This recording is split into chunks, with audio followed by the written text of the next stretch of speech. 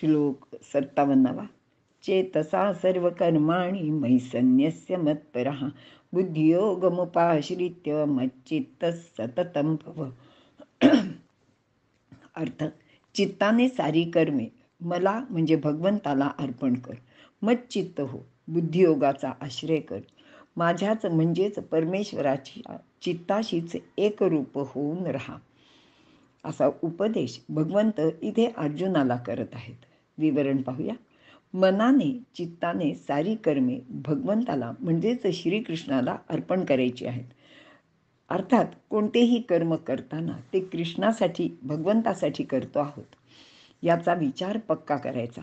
यामध्ये स्वतःचा कोणताच लाभ नाही किंवा स्वतःसाठी त्यातून काही मिळवायचे आहे असा विचारही मनात येत नाही.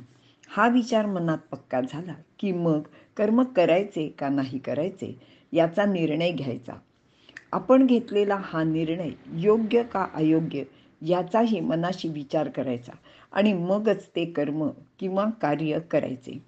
यात फलाची अपेक्षा नाही, शिवाय भगवंतासाठी कर्म करायचे आहे म्हणजे मग ते वाईट किंवा अनुचित आहे, पापकर्म आहे असे होणार नाही. ते चांगले कर्मच केले जाते.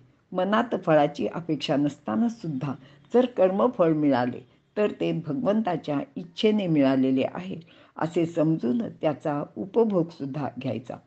मात्र यात लिप्त व्हायचे नाही, म्हणजे त्या कर्मफळात कोणत्याही प्रकारची आसक्ती ठेवायची नाही.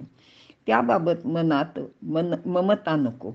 माझे तन मन धन सर्व काही त्याचेच म्हणजे भगवंताचेच आहे, ते सर्व त्यालाच अर्पण केलेले आहे अशी ठाम भूमिका मनात हवी.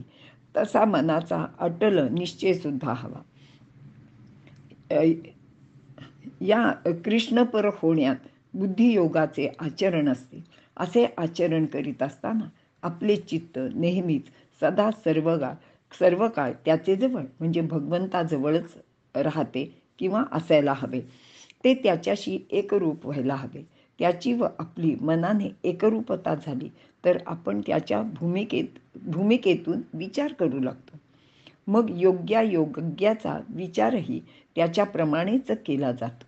असे आचरण म्हणजेच कृष्ण चित्त होणे आहे असे तू समज असे भगवंत सांगत आहेत.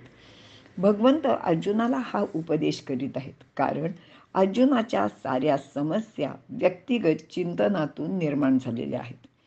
तो स्वतःला व भगवान श्रीकृष्णाला वेगळे समजत आहे.